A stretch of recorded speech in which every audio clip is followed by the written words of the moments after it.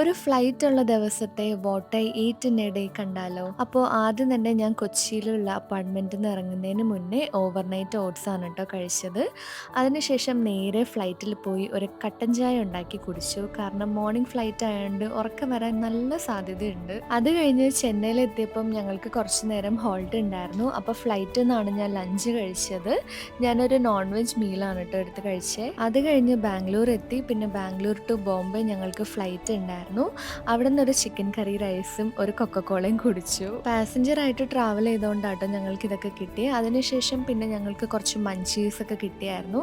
പക്ഷെ അതൊന്നും അധികം കഴിച്ചില്ല, ഒരു സാൻഡ്വിച്ച് മാത്രമേ കഴിച്ചുള്ളൂ. അത് കഴിഞ്ഞ് മുംബൈ ഹോട്ടലിൽ എത്തിയപ്പം അടിപൊളിയായിട്ട് ഡിന്നർ കഴിച്ചു കേട്ടോ. ബൊഫേന്നാണ് കഴിച്ചത്. എനിക്ക് ചോറ് ഭയങ്കര ഇഷ്ടമാണ് കേട്ടോ, അതുകൊണ്ട് ഞാൻ എവിടെ പോയാലും ചോറ് എടുത്ത് കഴിക്കാറുണ്ട്. ഇത് കണ്ട് ഞങ്ങൾ എല്ലാ ഫ്ലൈറ്റിലും ഇങ്ങനെ കഴിക്കും എന്ന് വിചാരിക്കണ്ട കേട്ടോ. ചില ഫ്ലൈറ്റിലൊന്നും ഇരിക്കാൻ പോലും ടൈം കിട്ടാറില്ല. അപ്പം അത്രയേ ഉള്ളൂ. ഇനി അടുത്ത വീഡിയോയിൽ കാണാം. ടാറ്റാ.